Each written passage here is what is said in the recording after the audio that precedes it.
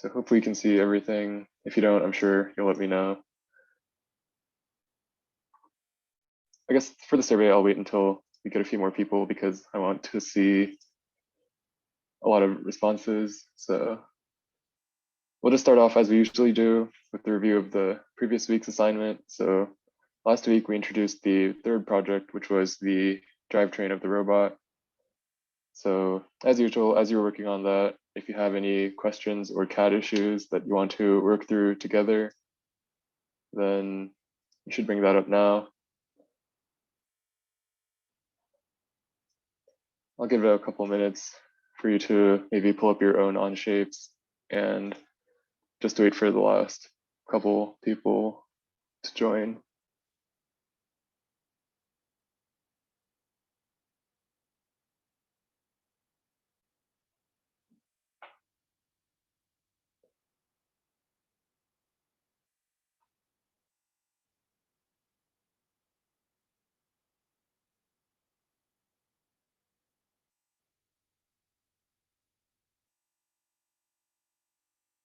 All right, doesn't seem like there are any questions.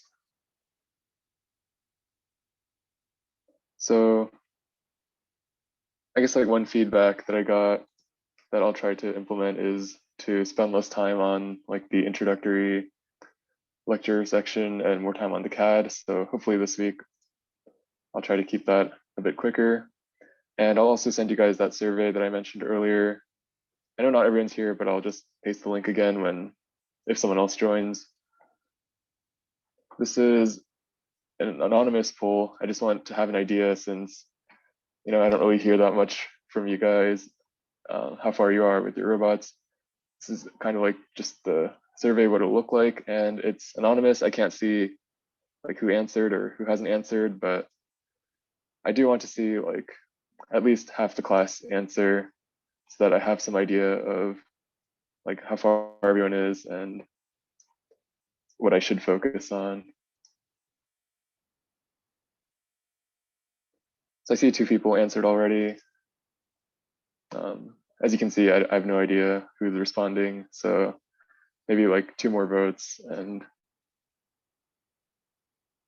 that would be great. Give me the link. I kind of joined late. Oh, sorry. Yeah, there it is in the chat again. So I'll just leave that up and I'll come back to that at the end, but I'd appreciate if you answered. No pressure because I don't know who's answering. Yeah, so like I was saying before, for those of you who just joined, if you have any questions as you were doing your CAD, or if you had any issues, I can work with you on that. But it seems like most people did not have anything to say there.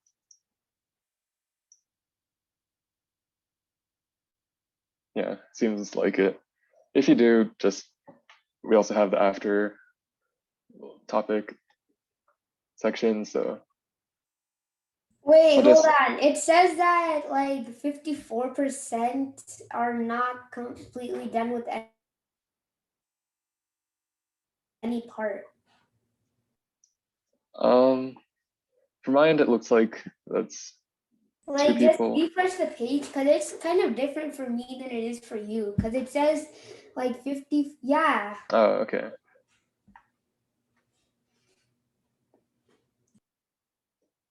I'll also observe that there are 15 votes and not 15 students in the class, so.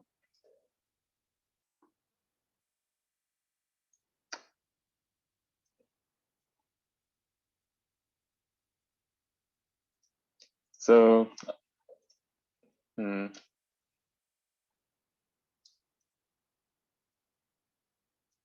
did not enable like the duplication checking, so I suppose at the end I'll remake the survey with that because it seems like some people may have like refreshed their page or something that may have sent a duplicate response. For now, I'll continue. We're going to talk about sensors today, which is a fairly important topic as you do your own robots for your, maybe not for this CAD since we're not expecting you to model the sensors, but it's good to have an idea of what's generally possible with these common off-the-shelf components as you do stuff for like your robotics teams. So just to start off, kind of a discussion of, Wait, yes. I can't find the this thing, but so can you send like the thing in Google Classroom, What are you looking the for? link to it? Because I can't find it anymore. Could you clarify what you need a link to? Can I have the link to the arm and chassis? Because I can't find mine. It just got lost.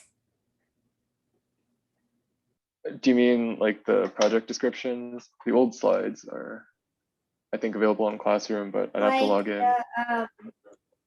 Like the link to the project. Right, the project is in the slides, I believe. Like, I think class 4 was when we introduced project 2, so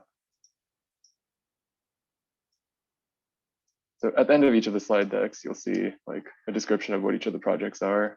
If you need to refer to them, I guess during the class I can leave them up if that's helpful. Okay.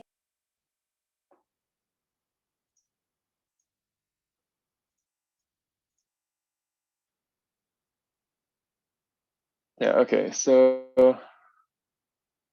hopefully that's settled. I can also address other concerns at the end of this first section of the class. So get back to me on that if you still have issues. In terms of this topic, I just kind of want you to think about like how you interact with the world and what you think are common things that would need to be sensed. So what are the ways that you sense the world, and what do you think a robot needs to sense? Think about that, maybe type in some answers when you have some ideas, and we can kind of go from there.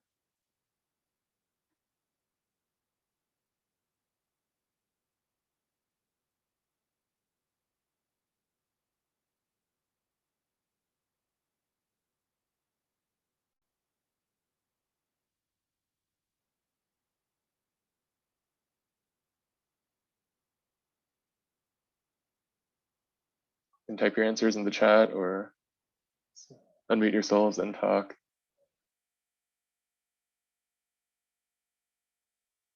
I guess we can start off with like a human senses. So I'm sure you've heard many times like you have your 5 senses. Can you name some of them?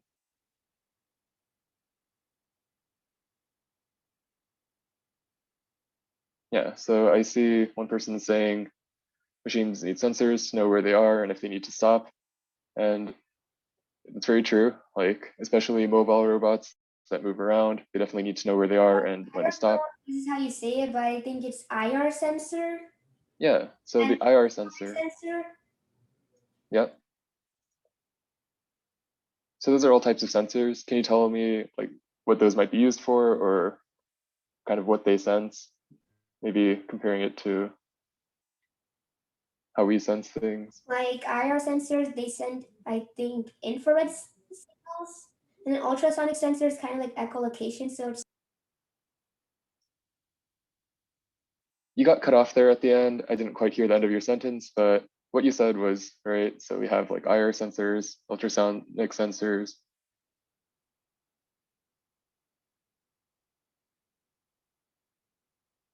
Yeah, so I think we have a pretty good idea of kind of why we would want sensors, what kinds that there might exist.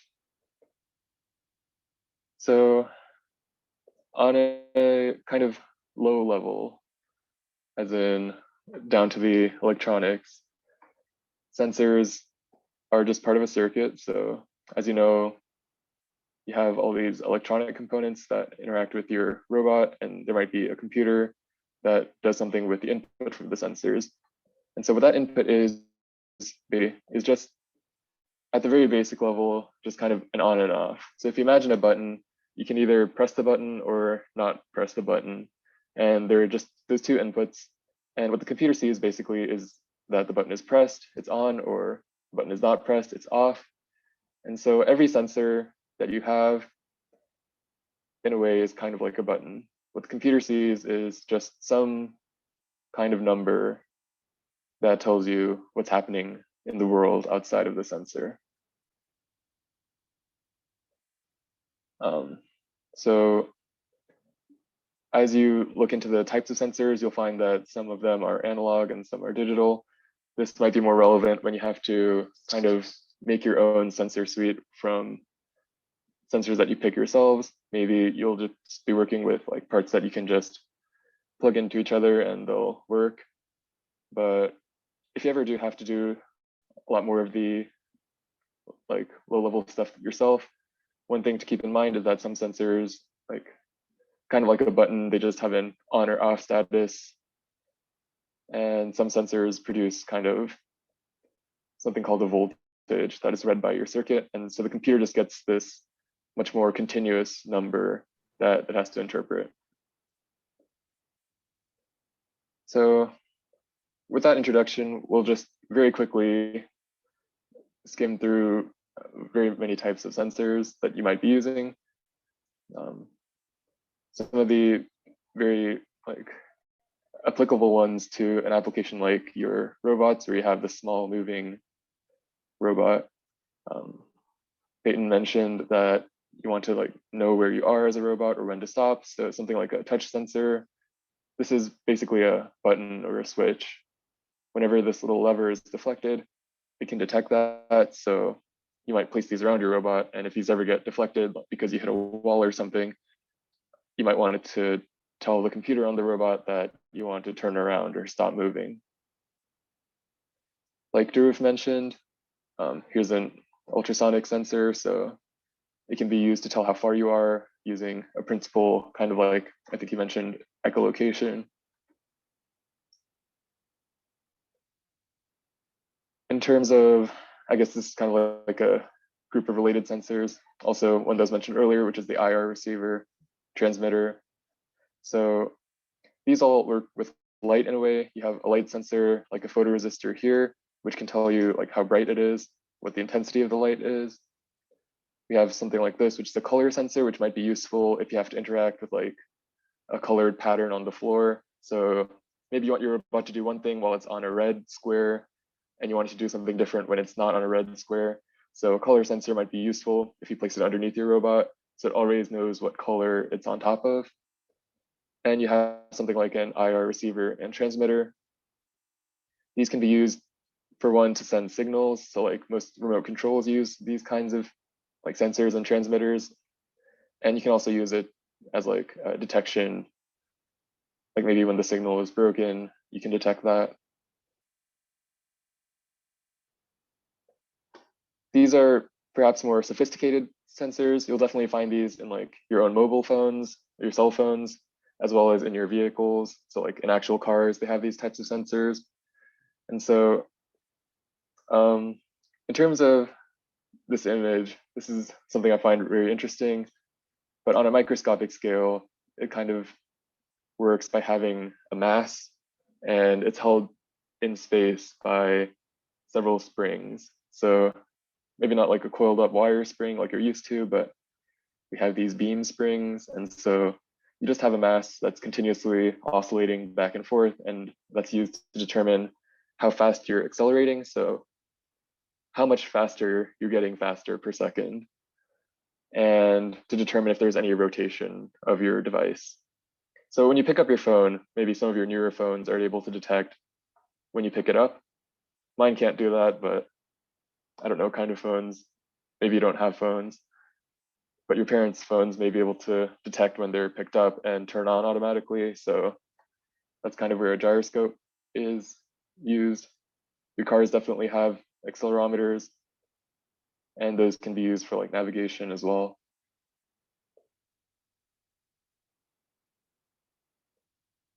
Here's some more kind of mechanical engineering type sensors that you'll use.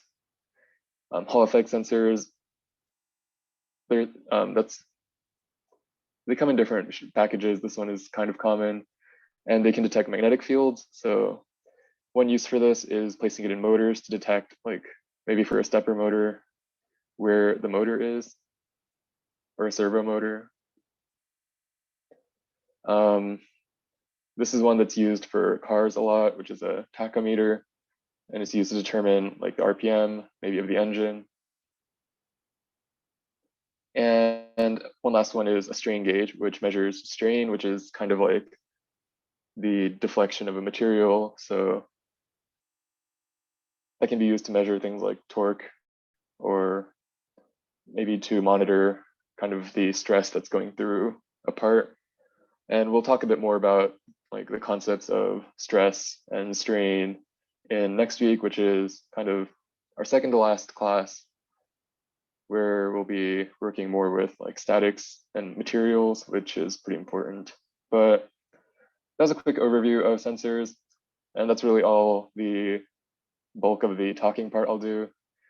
Like I said, I wanted to keep that kind of short and give you more time to work on the CAD part of the class. So if you have any questions about any of these sensors or about sensors in general, feel free to ask. I'll give you a moment to do that while I remake the survey.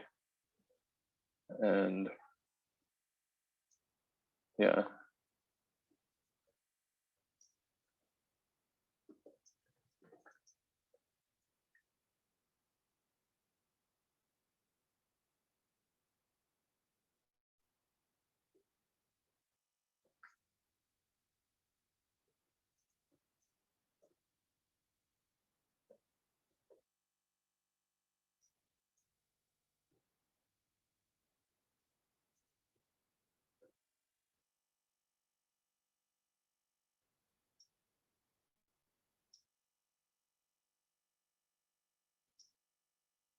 Okay, so hopefully that works better. I'm sorry to make you do it again, but it seems like there's some bugginess.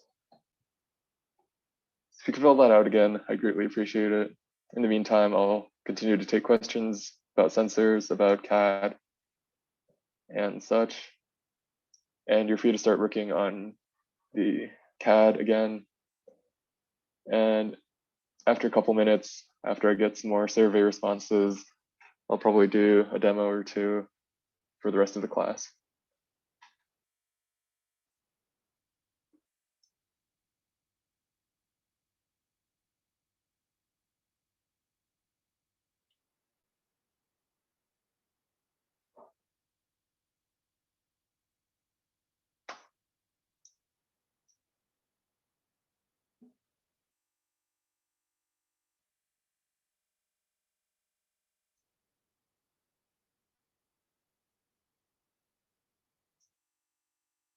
Again, no pressure with the survey. I just want to have an idea of where people are.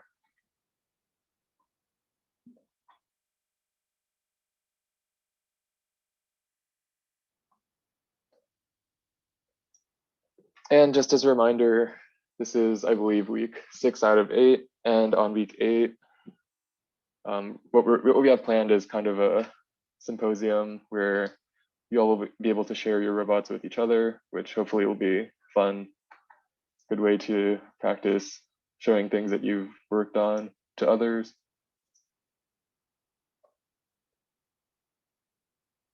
So I guess as we move on to the CAD portion of the class, are there any particular things that you'd want demonstrated? I have a couple ideas planned, but yes. I have like for the chassis, I think the great things, does it have to be that shape, or can we just make it custom? Like the shape of the rod. Do you mean like the beams here in the frame? Like the shape of the beams. Can we like keep it like a simple circle or something? Yeah, you're totally free to do that. So like so that it doesn't have like as much like it's, I believe it was like a square with an X like in it, like that's the design, but I want the design just to be like a normal square.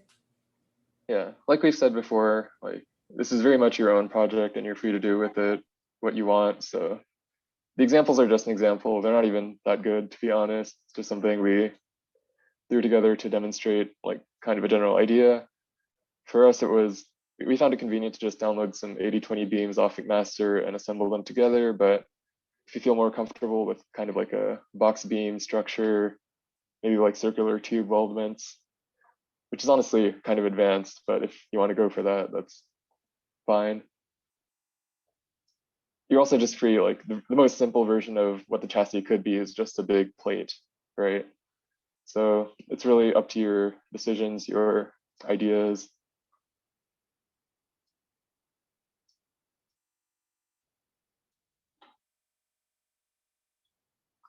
And of course that went for the arm, that goes for the drivetrain, that goes for anything else you want to put on the robot.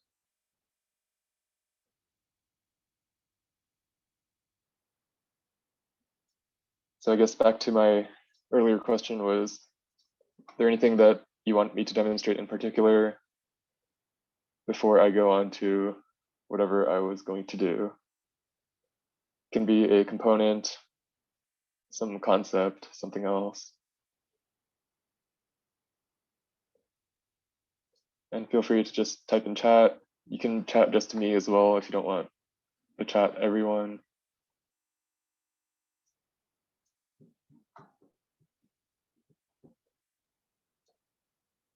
I'll give you a moment to think about that.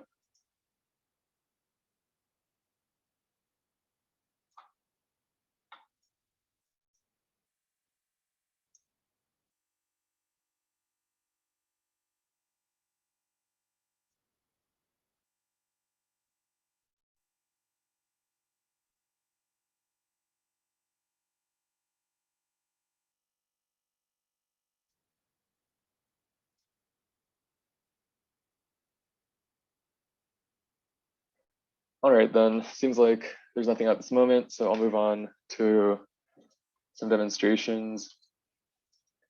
You're free, as usual, to just go on and work on your own pace for your own parts of the robot that you need to work on. But for now, I'll just show some other interesting things that might be helpful to you.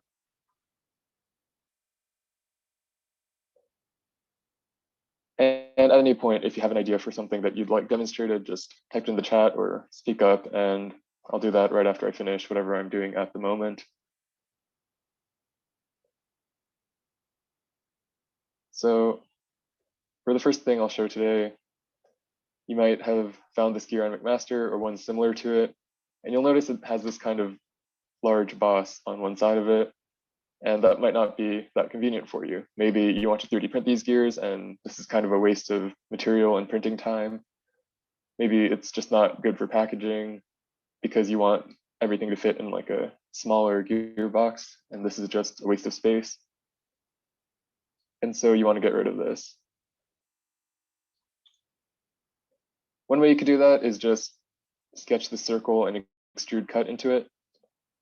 But there's also another way, which I'll show you, which has its own uses, and it shows kind of a new feature maybe that you haven't used that much before.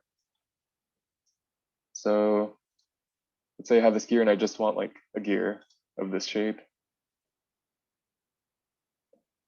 What I can do is create a sketch on the face of this gear.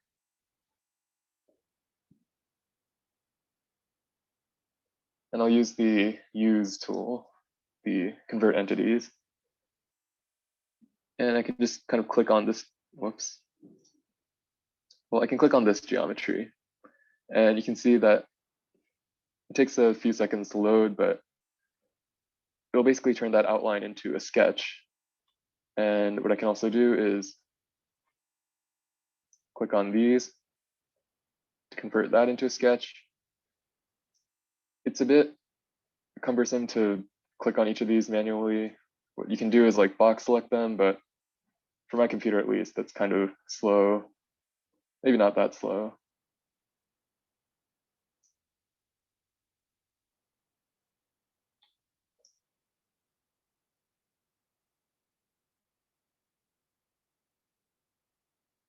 So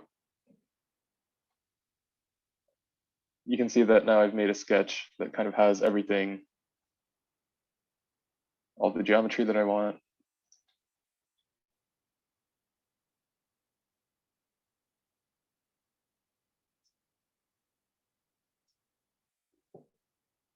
Hmm.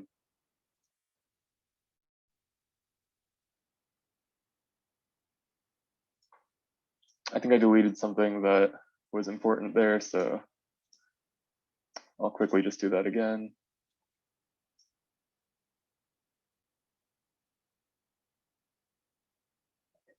What we're trying to do here is just create a sketch that has this gear profile that we want. And then what we can do is just extrude it ourselves again. And so we can get a different face width.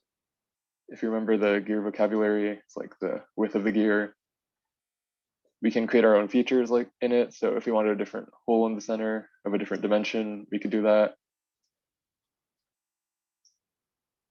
We could cut off a few teeth. Maybe you just want this gear to be part of like a rack and pinion system where you don't need a full rotation of the gear. So you don't need all the teeth. So you could just like not have all the teeth. There are a lot of different advantages of doing this like this. You could select each of these faces, but for the sake of time, I don't think it lets me select like that. Oh well, I'll be losing the teeth. I'll be losing like the tip here, but you can imagine that it's there. And I'll extrude it to depth of maybe like 1/8 of an inch.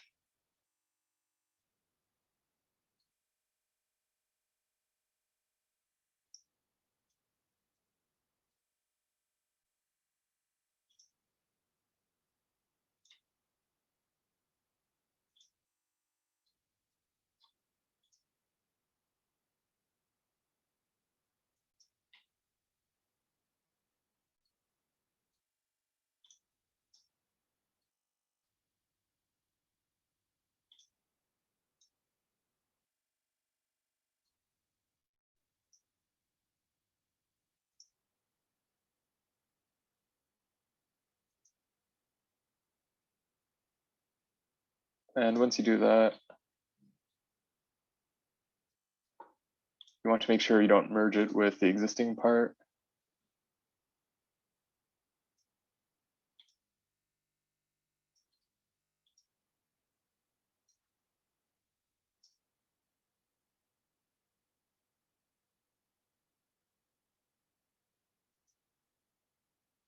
What I'll do here, I'm sure there's other ways to do it, but with Onshape,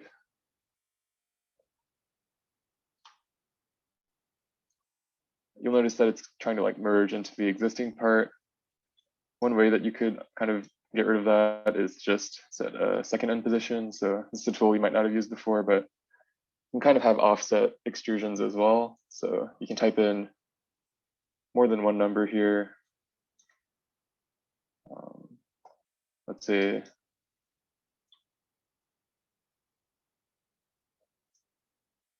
I do something like that.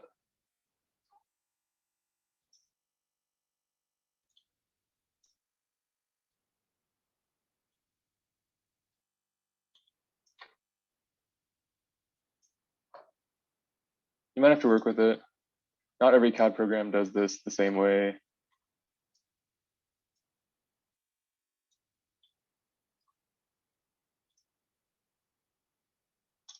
But you can create some kind of geometry like so. And what you can do is you can't delete the original body that you're working with because you have references to it in the existing geometry. But something you can do is just like suppress it, which is functionally the same as deleting it. And it looks like in this case, it was too functionally like deleting it.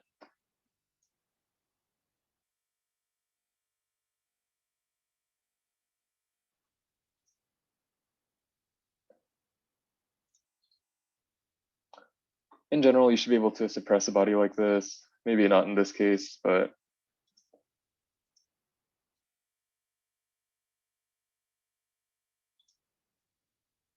another thing you can do is once you create a part like this, you can kind of turn it into its own part.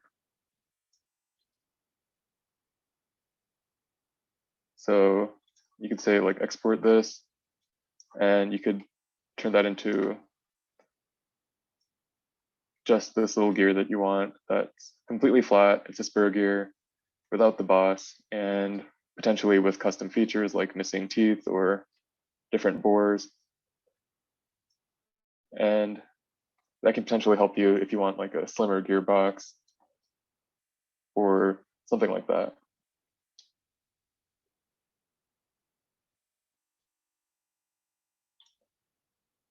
In this case, I won't really be using that, but there's something you can do.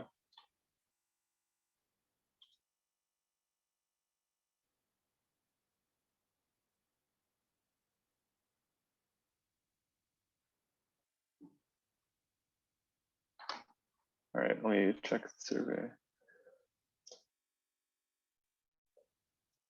So again, I know I already asked you to do the survey, but the last one got a bit messed up. So if you could use the link in the chat again to fill that out, that would be appreciated. I'll go into perhaps another demonstration. So in this project, you kind of want a way to attach this whole system into the chassis that you have existing. And so the way that I chose to do that was with this kind of bearing block here. So the idea is you have a part that has a hole for the shaft to go through, and then the rest of the part is featured in such a way that it can easily be bolted into another member. So I can go through showing one potential way that you can do that.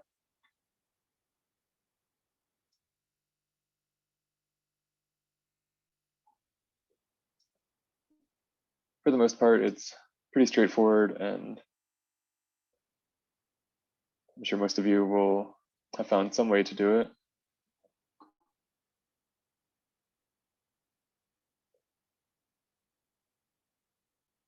I'll start off with kind of a line for the base of it.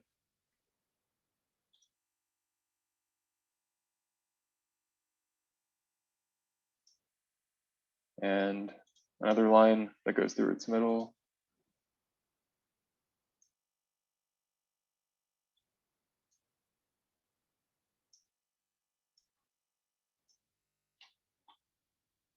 From here, what we know that we need in this body is some kind of hole for the shaft to go through. I don't exactly remember what the shaft was. I think 3/8 maybe.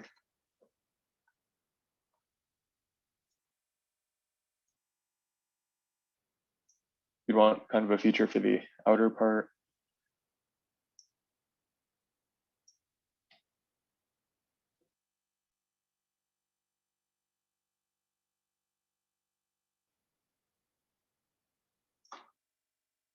And the last thing to keep in mind is that kind of once you extrude this, you want to be able to put bolts through here. So you're going to need to leave enough like clearance in this direction so that you can do that. And what you might want is a bit of a flat there so that the bolt heads will be able to rest against the plastic.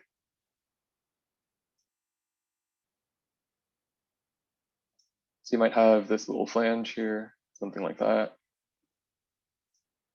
And maybe just to make things smooth, you want an arc.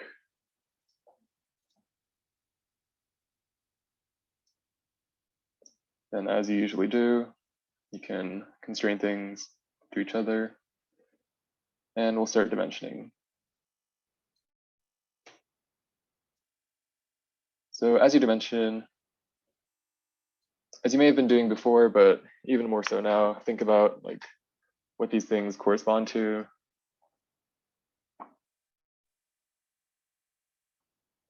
So for this, you might want a somewhat thin flange that'll interface well with whatever your chassis is made out of.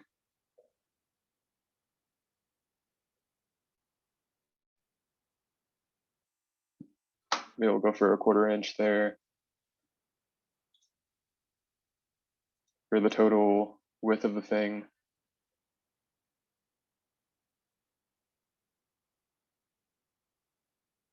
Just some numbers like so.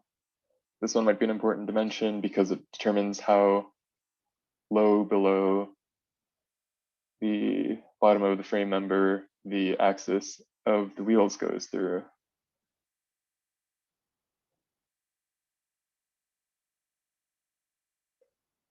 And one last thing that's not fully defined is fillet radius.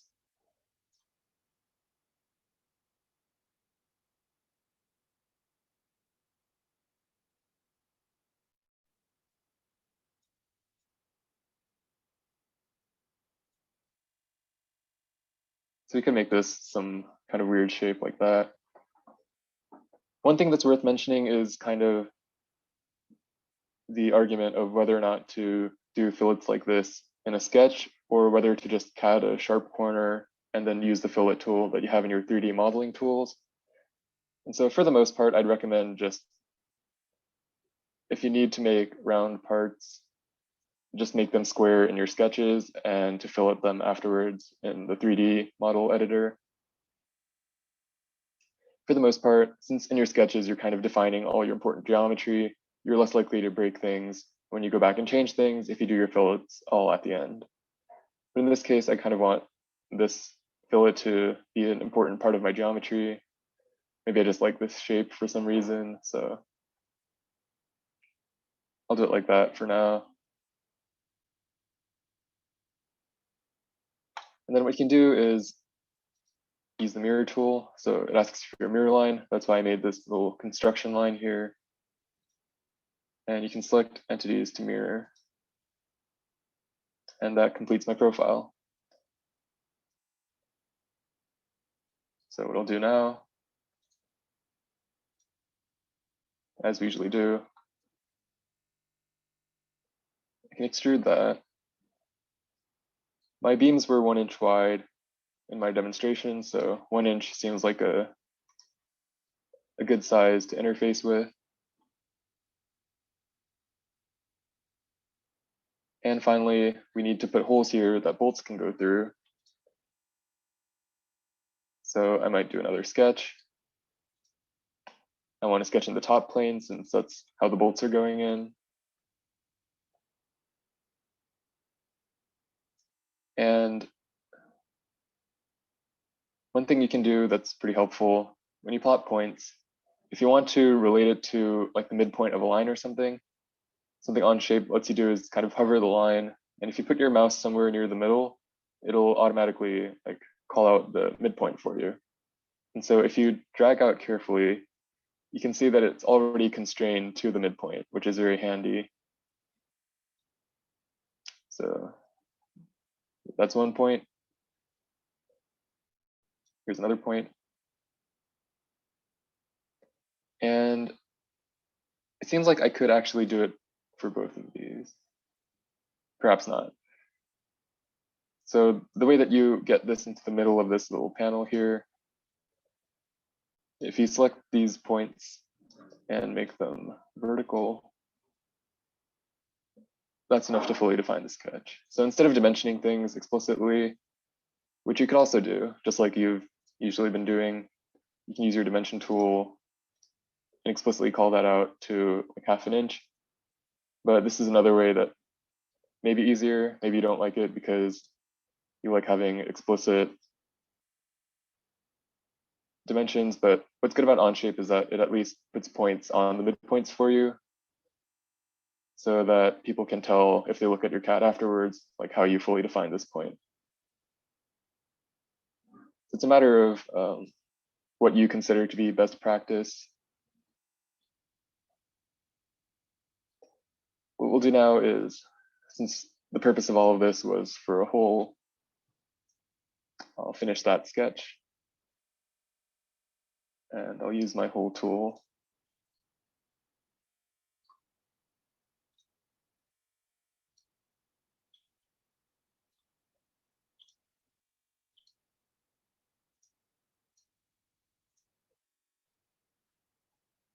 And so for a part like this, where you have some kind of material, and on the other end, it's going to be held together with a nut because it's going into the chassis, right? So some feature in the chassis has to have threads in it, whether that's a nut or some kind of adapter for an 80/20 beam, or maybe you just use like solid members that have tapped holes in them.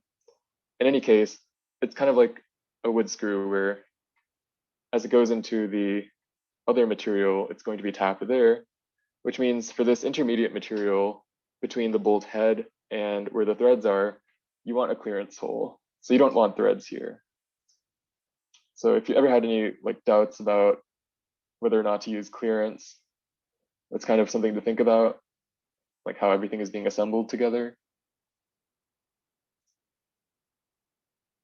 Maybe I want a close fit.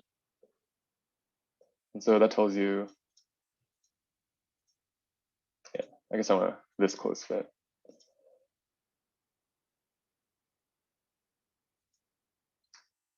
And so after doing something like that, I have this little bearing block. If this were, I suppose, a more realistic part, you'd want an actual bearing in here. And so I believe Jack talked about bearings a few weeks ago, how they can be used to allow for rotation with reduced friction. So maybe like a simple bushing in here between the shaft and the bearing block would be appropriate. I believe I made a shaft earlier. Here it is. So you can inspect that. Turns out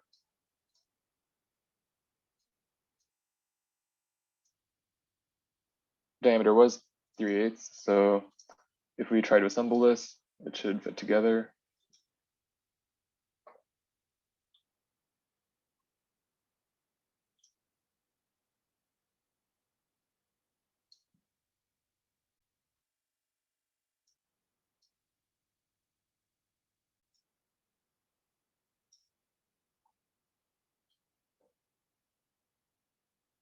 Maybe I'll put the wheel in too.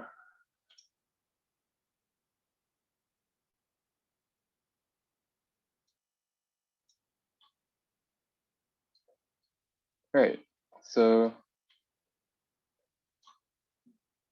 now we have something like this. You can imagine the frame might be going over here, and you kind of have this bearing block to attach to the frame. You'd put bolts in here to go into the frame, and then you have this little hole here that the shaft can go through. So with this demonstration shaft, we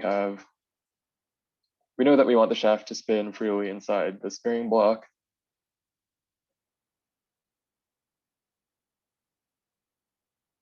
Maybe I want the shaft straight down the middle. So I select this mate connector in the middle of the shaft, and I select this one in the middle of the block. And if I animate it, you can't really see anything because it's a uniform part, but you can hopefully believe that it's spinning.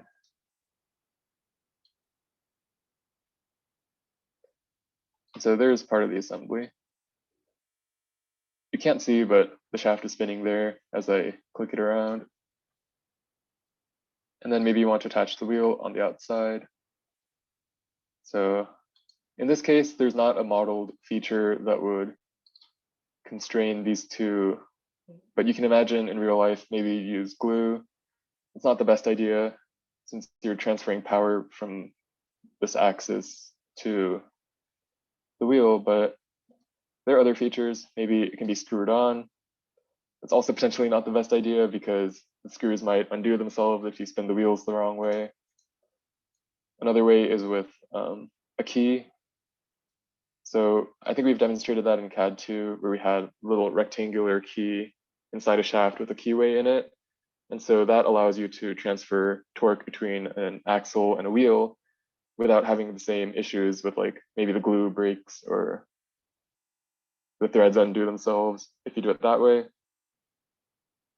A fourth way that you could kind of constrain a wheel to a shaft is using a set screw. So you might have like a small hole drilled into this plane and you just put a screw in there, and that would kind of lock into this axle and prevent these two from slipping. I guess the fifth way also is to just, when you make this, maybe this wheel hub has been 3D printed. And so you can control the dimensions of this interior bore here. And so what you could do is just print it so that this hole is smaller than this shaft is.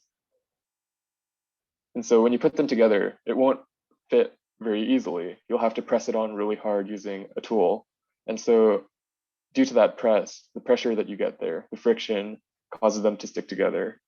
And so that's another way. It's called a press fit or an interference fit. In the CAD, we use very simply just the fasten mate and believe that everything will work.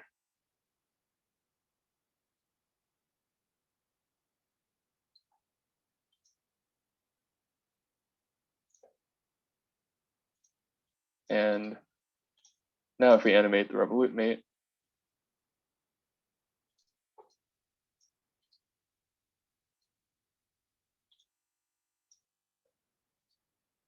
you can see that the wheel spins.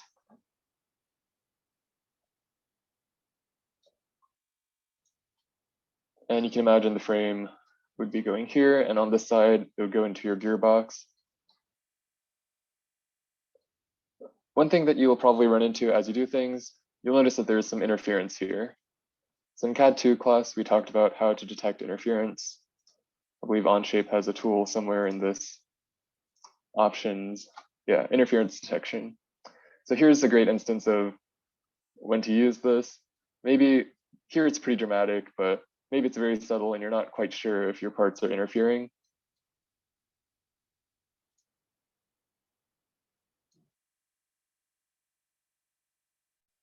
What I did there was I just selected this bearing block and the wheel, and what it does is analyze it for interferences. So all this red area is stuff where you have two solid objects that are inside of each other, and that's not good because that's not going to be possible in real life. So what you can do to fix this is, the problem is here. The shaft is either too short or it's just too close to the inboard side. And so if you don't want to make your shaft longer, and maybe you shouldn't make your shaft longer for various reasons, what you can do is introduce an offset using this offset box in the revolute section. And you'll see the axes are here. So in the Z direction, I just want to move the whole axis in its whole like outward a bit. Let me try a 1/4 inch just to start with. So let's see if that does the trick. It looks good to me, but better safe than sorry. You don't want your, like it's on your robotics team, you don't want to design everything and it turns out that things can't actually fit together. So I can do my interference detection again. And this time it tells me no interferences. So we're all good. Everything is going to be able to exist without occupying the same space at the same time. And so that's how you could resolve something like that if that happens to you.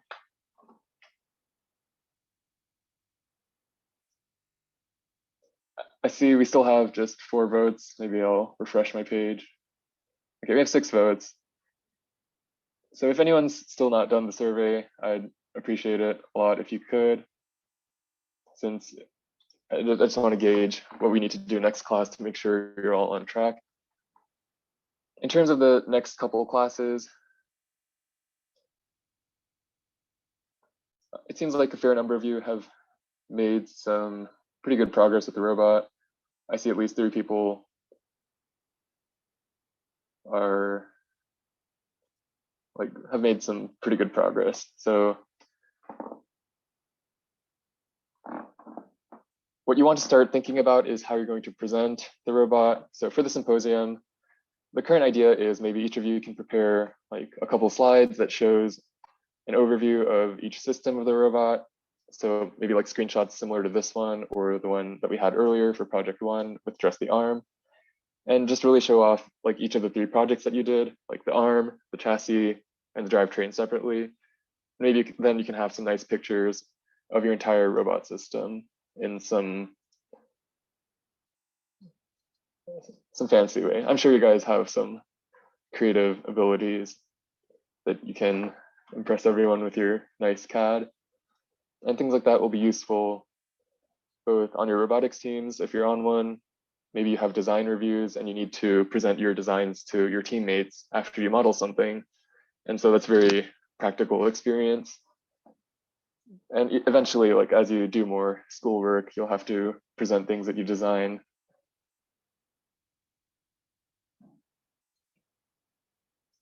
I've looked into rendering in Onshape. So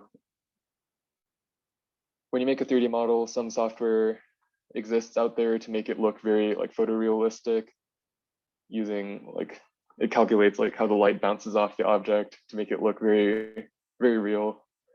But Onshape unfortunately does not have a built-in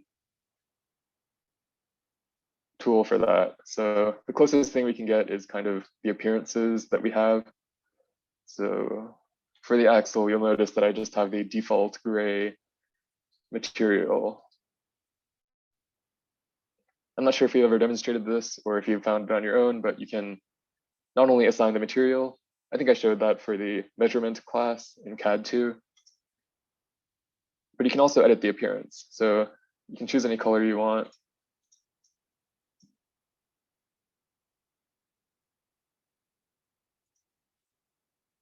And that'll update in the assembly as well. So if you want your robot to have certain colors, maybe that's what you want to print it out of or paint it. That's an option you have, as well as I believe there are some display options. Yeah, so you can turn perspective on. That makes things look more like deep, as if it's going into the page. You can see it's not like the standard isometric views that we're used to, but it's kind of warping to create an illusion of depth.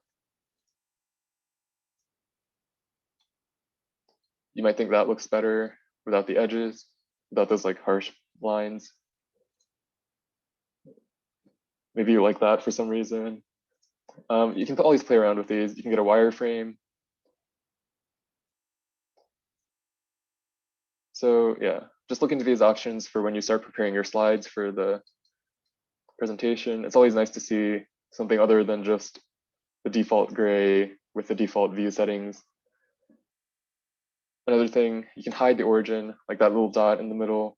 When you take screenshots, you might not want that little dot there. So you can hide that before you take your screenshots, and then no one will see it.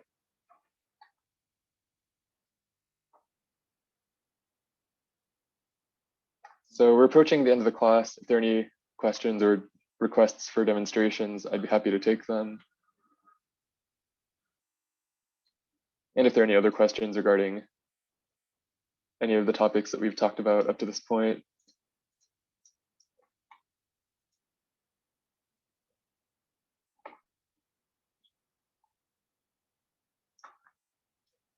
Otherwise, slides will be posted as usual on the Google Classroom. The project descriptions, I know someone asked about that earlier. All the projects can be found inside of these slides at the end. And your assignment for next week is just to continue working on the drivetrain and everything else that you've not finished yet. It seems like a lot of people are making good progress, which is good to hear. The final project is due by class 8 when you'll be presenting. So by then, not only do you want the model done, you also want to have some nice pictures of your robot, just taken as like screen grabs of your CAD.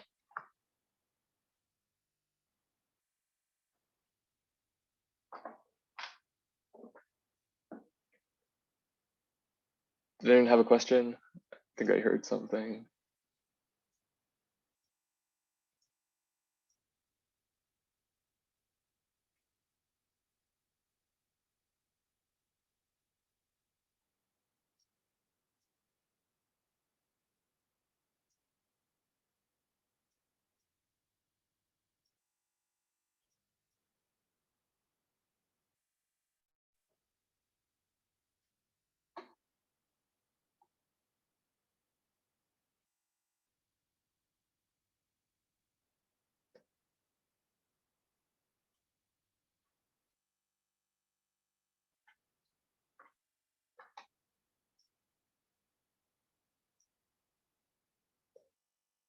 If there aren't any questions,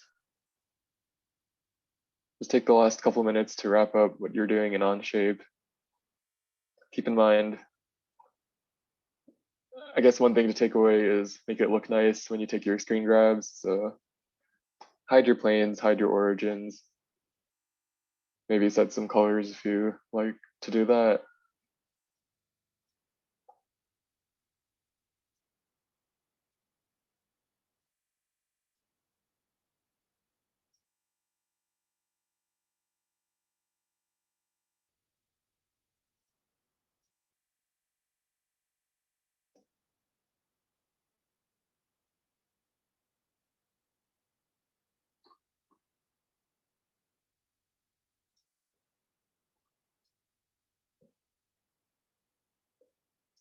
And last minute, still only 6 responses to the poll. So I know there are more than 6 of you out there. So if you could fill it out, that would be quite good.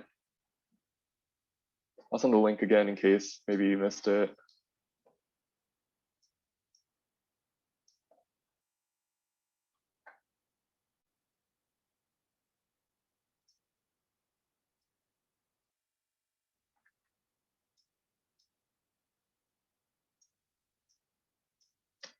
Other than that, that's all we have this week. So just fill out the poll.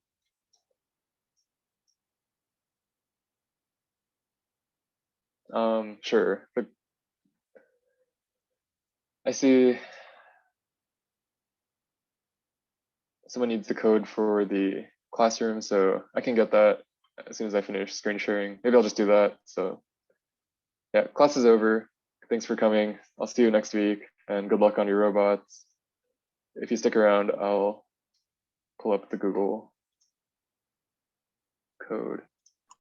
Bye, Coach. Bye. Thank you.